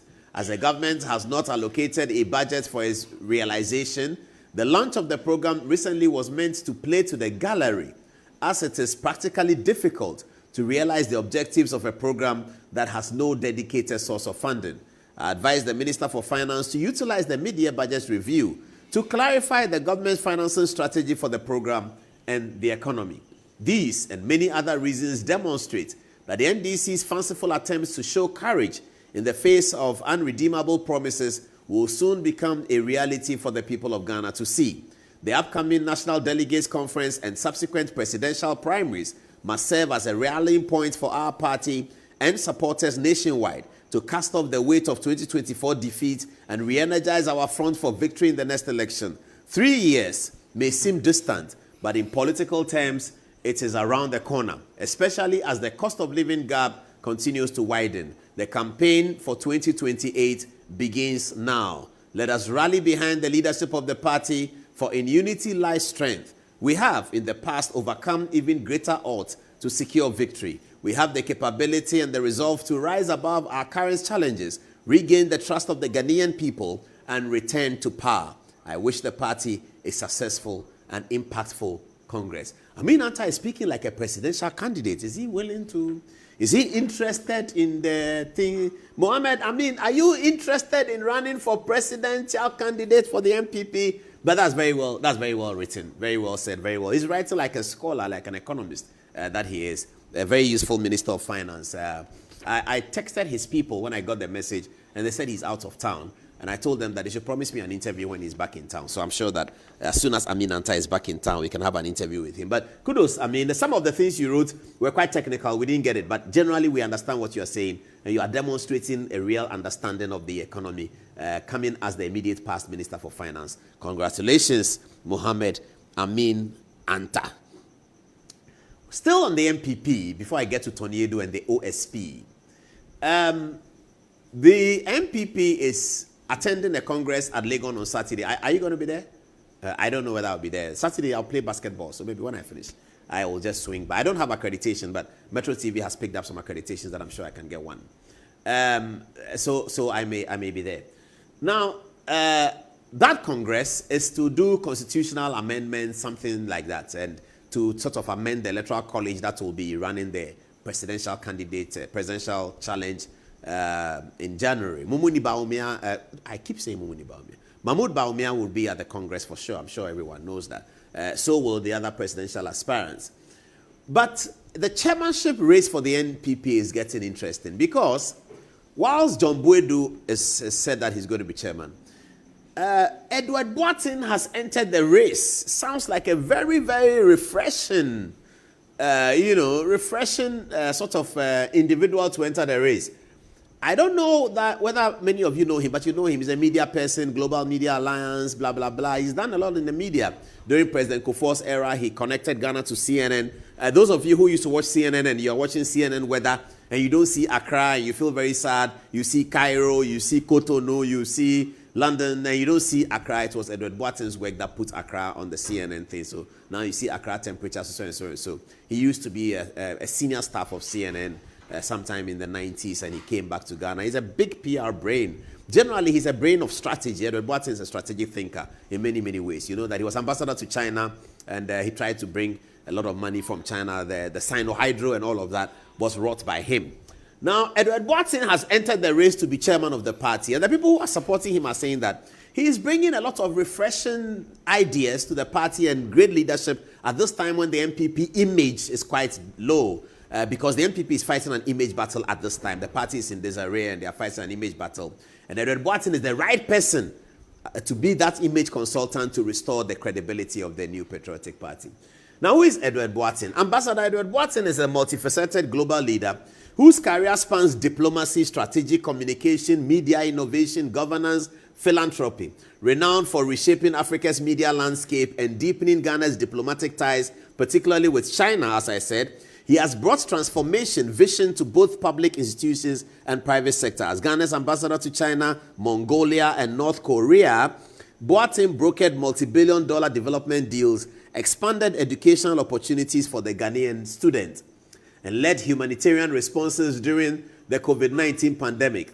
His diplomatic efforts earned him praise as one of the most effective ambassadors of his tenure. He served as Director General of the Ghana State Interest and Governance Authority, SIGA, overseeing 100 state-owned enterprises. His leadership introduced performance contracts, real-time monitoring systems, and governance reforms that boosted efficiency and accountability across the public sector. As a pioneer in African media, Boaten founded Global Media Alliance in 1998 and helped launch CNN across several African countries while promoting media deregulation and innovative programming like Inside Africa. His work with Turner Broadcasting, which is the owner of CNN, laid the foundation for Africa's modern broadcast ecosystem. As chair of Global AfriSino, he now spearheads trade and investment deals across Africa and across Africa while championing inclusion through disability advocacy and philanthropic work. So Edward Boaten is a very refreshing entry into the MPP chairmanship race. The last time I saw him, I was fascinated. It is way back in 2023, or was it 2023 or 24? When we were launching the opening of the Kumasi airport, President Akufo-Addo was there, and Asante Hene was also there. It was a very high-profile event, so if you're a small boy like me, you got to stand at the back, isn't it? So I was standing at the back with Edward, and he was beckoned that Asante Hene wanted to say hello to him. And I was pushing him that Otunfo is calling, you should go. He said, oh, he doesn't like going. This big men, they are sitting there, they should be there. I said, but they say Asante is calling you. And then the chiefs came and said, Edward, oh, Fred was you know. And then he went, he shook hands with Otunfo, and then when he got to the president was punching him. And you know, Akufo-Addo, when he really likes people, that's what he does. You see him at the function and he's punching your chest. The president was punching, he came back, I said, I like his humility, you know, but he's a really, really powerful guy. I think he's a very useful addition to the MPP chairmanship race. Anyway, I talk about Kisi Ajabe all the time, every day, I say it. Recently, Martin Amidu had an article where he says that Kisi Ajabe, the special prosecutor, has squandered 60 million Ghana cedis. But as the accounts say, it is the day that the frog terminates that you will see the length of his body. When the frog is jumping, you can't really tell the length of his body. But the day that he terminates, he sort of lies down flat and you see the length of his body. That's when you know whether he's 1 centimeter tall, 2 centimeter tall. When he's jumping and you try to calculate, you get it wrong because the velocity, you see, So, Kisi Ajabe, I've been talking about him all the time. For 3 years now, I have been calling out Kisi Ajabe and his modus operandi. all the things that he's alleged to have done. Martin Amidu just put up an article and said that he has squandered 60 million. Today of all days, I was listening to Joy FM because they had advertised that my good friend Joseph Anthony Edu was going to be on. I respect Tony Edu for his brain power. He's one of the social network, Tony Edu, Kwesi Pratt, Professor Kwame Kaikai. And by the way, congratulations to Professor Kwame Kaikai. I couldn't attend the events today at the Teachers Hall. They had a beautiful event for him. He turned 80 years old, and they had a beautiful event for him. I really wanted to go because Dr. Yao Graham was speaking, and I like to listen to Yao Graham. Professor Audrey Gajepo was speaking. I love to listen to Audrey Gajepo, but somehow I couldn't make it. I've called for the videos, and tomorrow when I have, in the afternoon tomorrow, I'll be here. Friday afternoons, I'm usually here, just reviewing what has happened during the week. So tomorrow I'll be watching all that video, and then maybe Tuesday I'll give you some attention because Kwame Kaikai really deserves to be honored at 80. And he's one of those socialist minds. Kwame Kaikai, Kwesi Pratt Jr., Kweku Bako Jr. Kweku Bako has become right-wing small. He's with us, so it's different. He's very much with us now. But Kwesi Pratt is still on the left. Professor Kwame Kaikai, Dr. Yao Graham. They are all very intelligent left-wing people. And Tony Edu. So I was listening to Tony Edu this morning. And Tony Edu speaks brutally and frankly. Listen to what he said about Kisi Ajabe. Trust the special prosecutor. He talks big, he talks small. He doesn't know what he's doing. It's a shame. I don't trust the special prosecutor. He talks big, he talks small. He doesn't know what he's doing. It's a shame. I don't trust the special prosecutor. He talks big, he talks small. He doesn't know what he's doing. It's a shame. Tony Edu, producer, I should have added it. Tony Edu went on to say that he has not succeeded in a single one case for the amount of money. Tony Edu said all that. Oh, this editing, I don't like it. Tony Edu said that. Why are we spending money on him? He has not won one single case of prosecution. This Kisi Ajabe. After all the millions that has been spent on his office that he uses to buy cars, he uses to travel, he has people on the payroll of special prosecutor who are 68 years old. They have a role in the office of the special prosecutor. They are 68 years old and they are sitting there and they are blowing government money on account of the fact that he is watching. He is the watchman who is watching people. He has deep relations with Anas Aremia Anas, who is sitting in America, having lost the case against Kennedy, having won the case against Kennedy Japan, lost the money, is now on appeal that he wants more money when he told the BBC and the whole world that it wasn't about money. That's Kisi Ajabe's friend. These Kisi Ajabe characters, they are running down the state. And they are running down the state with a huge facade. The facade of they are prosecuting somebody and then they are running down the state. This is what they do. LaBianca is dead. After all the things that happened, LaBianca has died. Kisi Ajabe has not brought one CD to the Ghana government. The other day, he came and said he has found some dollars somewhere. Anytime there's a case against him, then he and that guy there called Samuel something, they will go and orchestrate some media publication, and then they have some media associates who will put out a story. Kisi Ajabe, journalists who are listening to me, if you remember, Kisi Ajabe said he had found fake dollars. That is 3 years ago. Up to today, we haven't seen what has happened to the fake dollars. And I talk like that because people say that you talk like that because Kisi Ajabe is more handsome than you. I get it. He's more handsome. Fine, no problem. But that's not the point. As handsome he is, I agree. Beautiful suit, nice smile. Kisi Ajabe is handsome. I have no problem with that. And he's more handsome than I am, so that's okay. We all cannot be handsome the same level. God makes some more handsome and some less handsome, and some are not handsome at all. But that's okay. Kisi Ajabe is squandering state resources with his ego, his pride, his complexes, and that is what is hanging on his shoulders. That's what Tony Edu was saying. Is Tony Edu too upset about? Is Tony Edu too envious of Kisi Ajabe because he's more handsome? Tony Edu doesn't care. Tony Edu is one who is thinking about the nation and is looking at the Ghana, and we are wasting resources on this guy, and he does nothing. And he's sitting at Roman Ridge conducting debauchery, and oh my goodness, it is serious. This Kisi Ajabe matter that we talk, and then they say, oh, because he's more handsome than you, because he has a bulletproof car and you don't have bulletproof car. I don't have bulletproof car. Maybe one day I'll get, maybe one day I won't get. It doesn't matter. The issue is that what is Kisi Ajabe doing with the money that government has been giving him, from Akufo-Addo's government to the recent budget of Atuforsen. Every day, Ken Ofori-Atta gave him so much money. Mohammed Amin Anta gave him so much money. What does he do with the money? He carries soldiers and travels with them to New York. You see Kisi Ajaben in New York, and Ghanaian soldiers are walking around him. That's what happens. Kisi Ajaben, we have not impeached him. But Justice Tokonu is being impeached for traveling with his husband and his daughter. Kisi Ajaben, the amount of money Kisi Ajaben has squandered, that belongs to you and I, the taxpayers. And I can say that because I am confident that I started paying tax before Kisi Ajaben started paying tax. That's for sure, because I'm older than him and I started working before him. So I started paying tax before Kisi Ajaben started paying tax.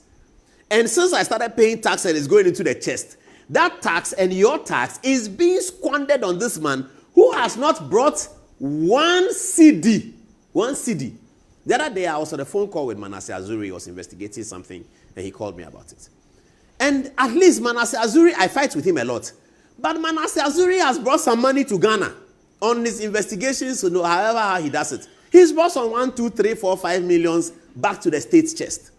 This man here, with all the state resources, police and soldier and bulletproof cars, Kisi Ajaben has brought nothing to the republic. And he sits there and he doubles between political parties. He's MPP, at the same time he's NDC. He doesn't like Ofori-Atta, and he's this, and he's passing here, and he's that. And all is about the charade. Cosmetic settings. That's all he does.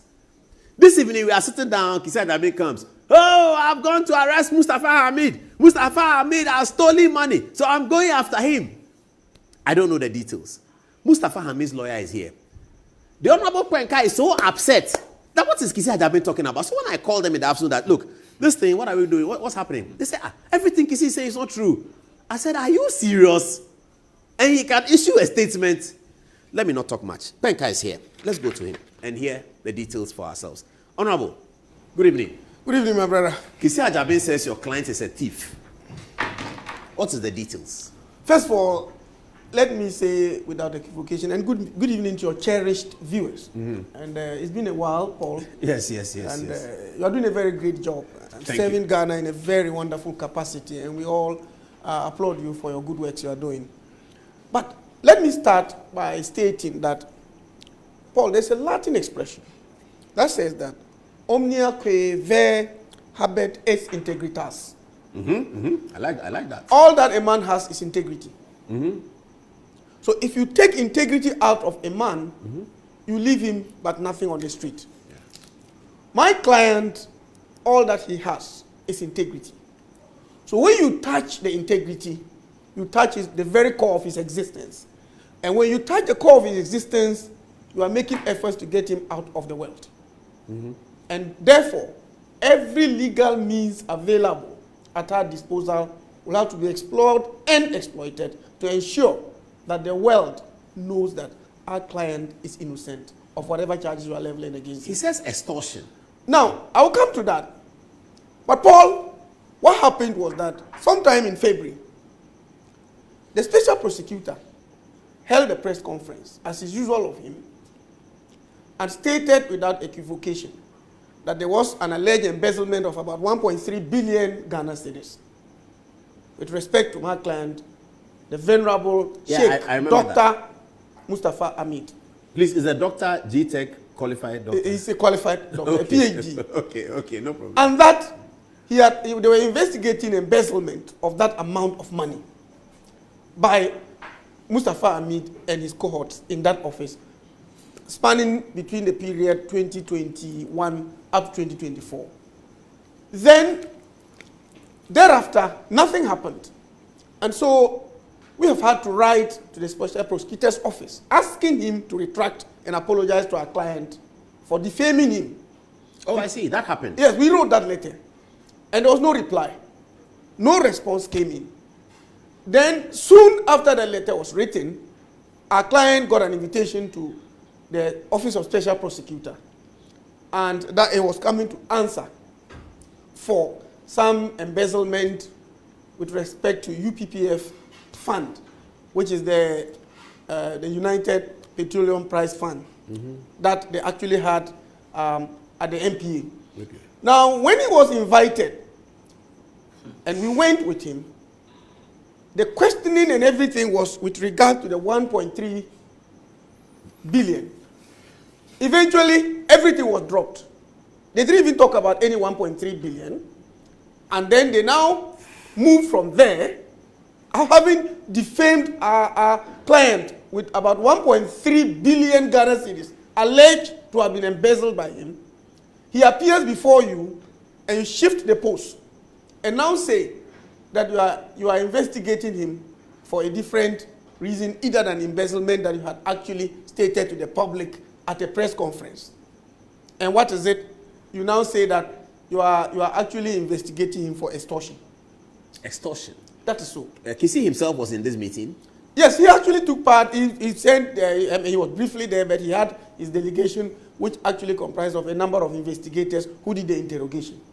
And what is so interesting about the matter is that, and I want to put this in perspective and let whoever is watching and listening to us get it clear and loud, that the position as we speak, which I'm about to actually put out from the Office of the Special Prosecutor, is very interesting.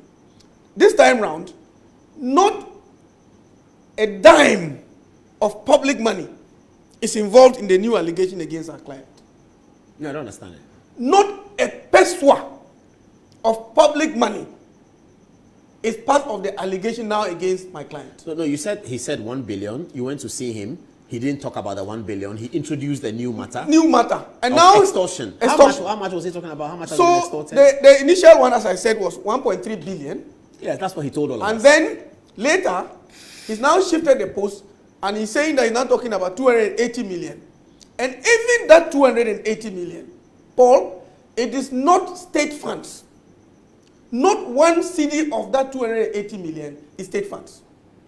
I'm confused. He says, you mean the Office of Special Prosecutor is purporting to prosecute Mustafa Hamid for extortion? Yes. That extortion is not extortion about government money. No, it has absolutely nothing He's to do. alleging that he has extorted from somebody. He's alleging that oil marketing companies paid some monies to the Honorable Dr. Mustafa Hamid. That is what he's alleging. And remember that in circumstances like this, Paul, there has to be some complainants who have come to tell you that they will have to complain that we were in our offices and then he used his office to come and intimidate us and threaten us that we should pay a certain amount of money, failing which we're going to suffer certain penalties and consequences thereof. If you have been able to establish this based on complaint laid to you and you proceed to investigate, fair and good. But you made an allegation about an embezzlement of 1.3 billion. The person appears before you.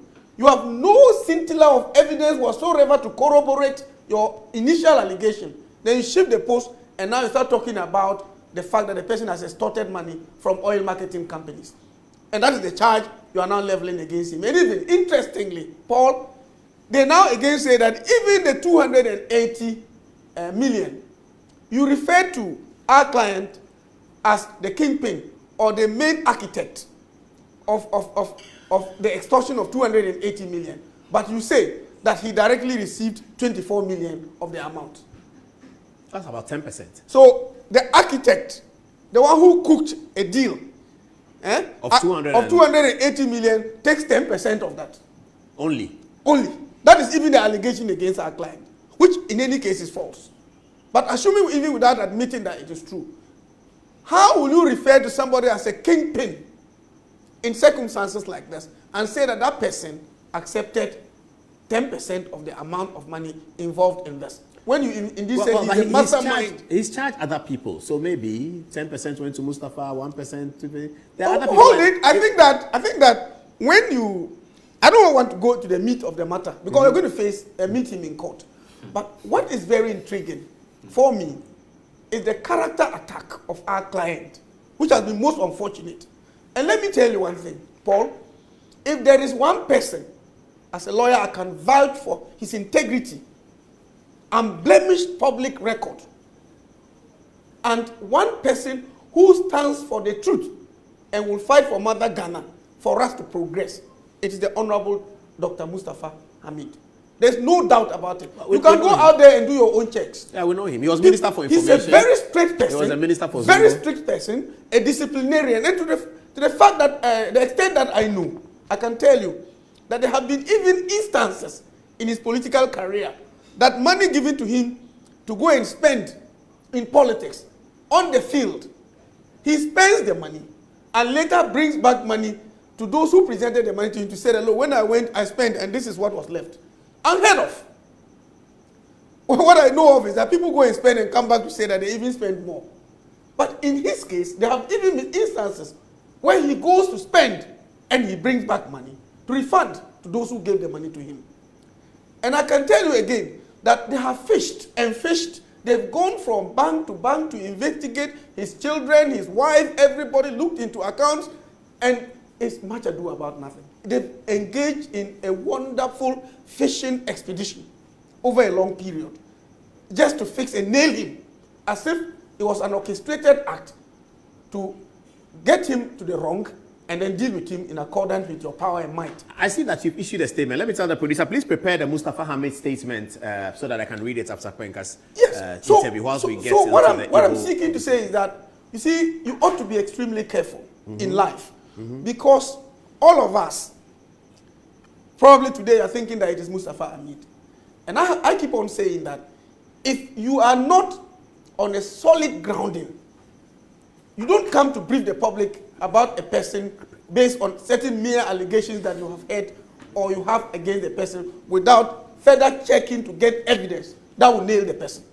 Yeah. So in this particular case, you started a story with embezzlement, 1.3 billion. Suddenly it is dead. You've moved to extortion. And you're not talking about using his office for private gain and etc. As I said, we are not going to sit here and discuss the merits of the matter. But I can tell you that, as you have indicated, if it doesn't take time, there will be a technical knockout again. Technical knockout? Yes, in court. That's a threat. No, yes. And of course, I mean, that technical knockout, if it is a threat at all, it's a positive threat. You know, Paul, you see, there's something that we are all running away from. And I think that we need to face the bull by the horn. That office, he is not going to work there till he retires. It is for a 7-year period. All right? And he should remember that even he himself will account, especially when he's left office. For now, when the frog is actually alive, as you have rightly indicated, you may not know the length. So I want to caution that you need to exercise your right with caution and circumspection insofar as it concerns the right of individuals. Paul, if you go to our fundamental human rights section of the Constitution, chapter 5, and the way it was crafted, right from Article 12 all the way to Article 30 thereof, you will see that we're minded of our history. Most of the things that are found, especially if you look at Article 14, Article 17, and Article 19, the human rights provisions there are as a result of our historical antecedents. So if you make allegations and feed an innocent person to the public, generate hatred, dislike for that particular person, and then it turns out later that the things that you allege against the person are false, are without basis, are legless, are without any support, what are you going to do to restore the integrity of the person? That would be a problem. So that's why I said you should hasten slowly. Because remember that there are people who read the story about the embezzlement of 1.3 billion who may not have another opportunity to read the story that that particular allegation no longer holds. But that it is 280, it's no longer embezzlement, it is extortion. And it is using office for private gain and etc. There are people who read the previous one, but will not have opportunity to read this, and will have certain conclusions about the person. He comes to pass, and they begin to point fingers at him that he's a corrupt person. That is not good enough. The court of public opinion and that public trial that we engage in order to court sympathy from the public and disaffection against individuals and persons are most unfortunate. And I think that if the special prosecutor wants to exhibit his legal prowess, okay, how legally is jingoistic and etc., he should garner his arsenals gather everything, move to court, and prove the guilt of the individual. And thereafter, we'll clap for him. Rather than engaging in media warfare to tarnish the hard-won reputation of people. That would be most unfortunate. So I'm cautioning that in exercising his right under the Special Prosecutors Act, he ought to know that those rights he's exercising will end at certain places where the rights of others will be triggered. And that's very important. So our position is very clear. That our client is innocent of the charges leveled against him. They are all charges that have been put together as a result of a long period of fishing. And when they are put to test in a court of law, we will find that they will come crumbling. We have no doubt in our minds that our client, as it stands, is innocent of the charges. So he hasn't extorted money from anyone? He hasn't extorted money from anyone, and he has no history of ever extorting money from anyone. In any case, let me state again, without equivocation, that the allegations against our client, even the extortion, there is no direct evidence that our client extorted money from anybody. They are even alleging that somebody else did extortion and gave some money to our client. That's what they are alleging. Not that they are even alleging that we did extort money from anybody. Also, they're saying he benefited from somebody's extortion. From the facts that we have gathered. We are waiting for the charge sheet and the facts. And the appropriate steps, legal, will be taken to vindicate the rights of our client. And we have no doubt that that will be done. Let me hold it here and then let's end it and let me read on the touch screen the statement issued by Mustafa Hamid's lawyers, Hay Law and Associates, and they say that is as follows. They say, we have taken notice of a daily graphic front page story. Mustafa Hamid and 9 others charged for extorting 280 million from oil companies, and a press release from the Office of the Special Prosecutor on the same matter regarding our client, Dr. Mustafa Hamid, former Chief Executive of the National Petroleum Authority. We wish, they say, to state that at the time of issuing this press statement, our client has not been charged before any court of competent jurisdiction. We are yet to cite any charge sheet. However, we wish to make the following statements based on the press release. And they say as follows. 1, that our client denies all the allegations against him contained in the said publication and press release. 2, that our client is ready to contest all the allegations in the court of law and defend his good name. 3, that we note that the OSP in February 2025 said in a press conference that our client was under investigation for alleged embezzlement of 1.3 billion Ghana cedis from the Unified Petroleum Pricing Fund, UPPF. That in a letter dated 17 February 2025, our client wrote to the special prosecutor demanding a retraction of that defamatory publication, a retraction that never came. It says that our client was subsequently invited to the OSP on 25th February 2025 and questioned over allegations of mismanagement of the UPPF and procurement breaches. That we further note that the allegations has now changed from embezzlement from UPPF, mismanagement of UPPF, procurement breaches of the current one, which is extortion of funds from unnamed victims. And the amount involved in the allegations against our client has also changed from 1.3 billion to now 280 million. That our client, who is alleged to have initiated the alleged extortion scheme, directly received 24 million Ghana cedis out of 280 million, which is purported to have been, which he purported to have masterminded.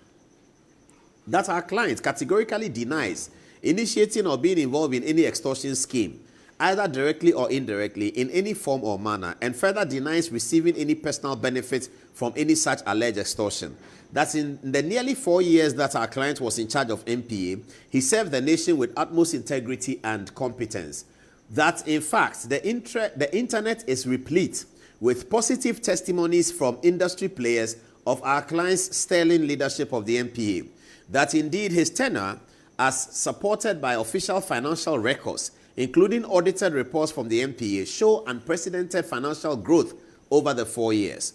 That the NPA has 4 main accounts, namely UPPF, PDMS, PPMS, and operational account. It is worth noting that our clients took office in 2021. It is worth noting that when our client took office in 2021, the 4 accounts had the following balances. UPPF 53 million, PDM 18 million, PPDMS 20 million, operational accounts 53 million. As at 31st December 2024, respective account balances had grown exponentially. UPPF 1 billion, PDM 417. So PDM grew from 18 million to 470 million. PPMS, negative 18 million to 470 million. PPMS grew from 20 million to 90 million. Oh, that's amazing. The first one, UPPF, grew from 53 million to 1 billion. The second one was in a negative, PDM, 18 million. It became 470 million. Hey, MPA, they have money, pow. Hey, PPMS was 20 million. It's now 90 million.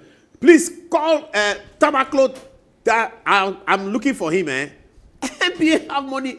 Charlie, this Akufo-Addo government, they left money, they left cash proper. And they said the economy was criminally managed. Hey, Ghana. Assem will come, the bill. Assem is going to come very soon. This is the money that they inherited from MPA. And they said that Akufo-Addo's economy was criminally managed. This is criminal. This thing is, you move from here to here, is criminally managed. Hey, I would like to see the figures in 2017, the one with Sasaga left. And I'm sure that it was dastardly. And that's what Hassan Tampuli grew to this level. And Mustafa Hamid has, look, how can an account move from 20 million to 90 million in 3.5 years? And they say the economy was criminally managed. Everything was very bad. Hey, and it's happening everywhere. Look at all the results. Tourism, for instance. Akwesajima, where are you? All the international reports of tourism, everything went up in 2024. Everything. Now there's 1.4 billion. Bank of Ghana has plenty money. Oh, I see. Oh, Mustafa, God will bless you. You've done well. You've done well, pa. Hey, 90 million. And then the last one is operational accounts. It was 53 million, and it's now 237 million at the end of December 2024. The statement goes on to say that our client has displayed high integrity and competence throughout his tenure of public life, and our client is fully prepared to contest any charges leveled against him, and he is confident that the truth of his innocence shall prevail. Wow. Lawyer, it looks like a good story for you and your client. But I'm not sure what else the special prosecutor has. Maybe he knows something that we don't know. But as far as these figures are concerned, they look fantastic. Yeah, there's no doubt about it. I mean, you have read them. The public, has seen what it is to grow from 53 to 1-point-something billion. That's amazing. In a period of 3.5 years. And the man did not steal that money. He was a money-conscious person. He didn't steal that money. He went to extort. He went to extort money from companies. Yeah. Which are those companies? What complaint was laid? What led to that?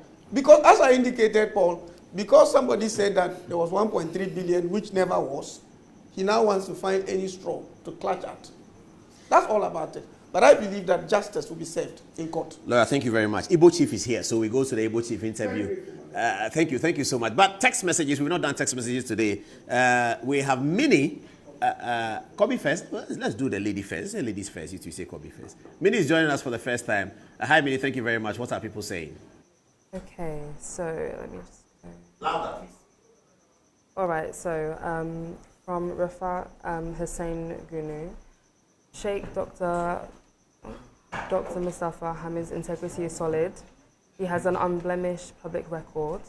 The special prosecutor is just out there too busy himself for nothing.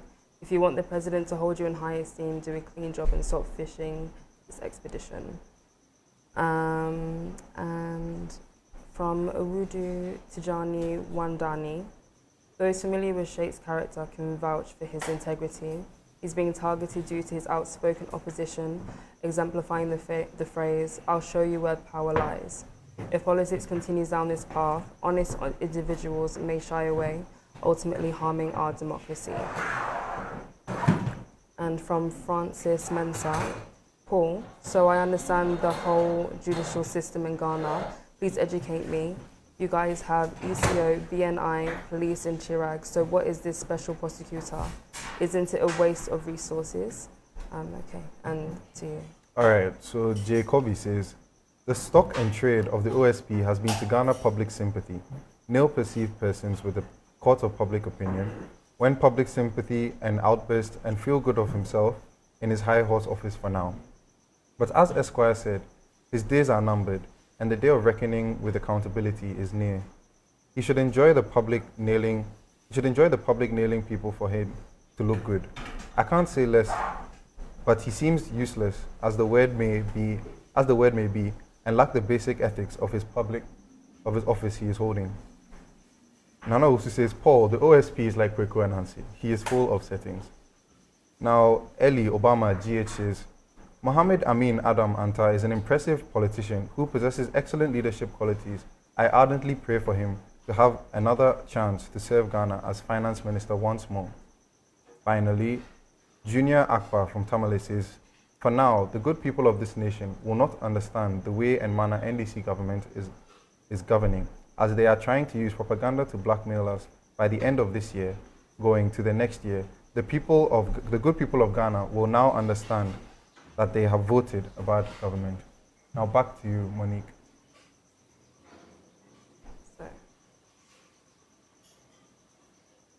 Okay, so from Garciman.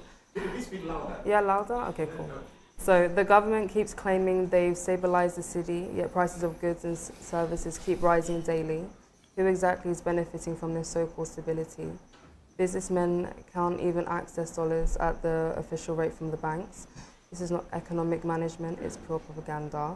Stabilizing the figures on paper means nothing when the reality on the ground is unbearable. Let's stop the PR and face the real issues. As for Nanaya Dantwa, she's only following her stomach in politics. Nobody takes her serious. Regards to Dr. Bamumia. Okay. And from Shifman Osei, I think the NPP leadership needs the personality of Ambassador Edward Boateng as the party's chairman. I can only hope and pray that NPP thinks about winning power again and decide right. To you. All right, so I'll just read one more text message, and this is from Sumela Jafaru. It says, good evening, Paul. Chairman Wuntimi was picked up, arrested, and not announced like Yamin and Abanga style. Why didn't they arrest him like they did to Chairman Wuntimi? Now back to you, Paul. A text message that comes to me says that what I find most curious about the OSP case is that per financial records provided when Hamid took over NPA 4 years ago, the very UPPF fund he's alleged to have embezzled or extorted funds from, or whatever, the account had a balance of 53.2 million. By the time he left office in January, he left the NDC with 1.4 billion in the account that they said he had extorted from. It's mind-boggling, isn't it? Oh, Kisi Ajabe, my cousin. He's my cousin, oh. We are all from Kweku. Anyway, we are heading on to... Minnie, people say that you should read louder. I'm getting text messages that your new reader should read louder. We like her accent, but you should read louder. Can you pick some 2 more messages as we are still fixing our microphones? Yeah. Okay. Yes. Yeah. So from Elton Salom, you can only buy US dollars from the bank when you have a valid visa and a confirmed traveling ticket. If you are a businessman, you have to pay your business partners overseas. The bank does that for you. They don't hand US dollars to you to go and do business. Okay. Let's try this one. And from Nana Owusu, Paul, Nanaya Jantwa is the queen of settings. This woman told the whole country that her heart stopped whilst in NIB custody, but later had some herbal concoction when she got home. Obi and Sam Pine were shocked. This time round, she wanted to eat dime kenke, but doesn't know the price. Does she know the price of pizza or fried rice and chicken compared to akufo at those times?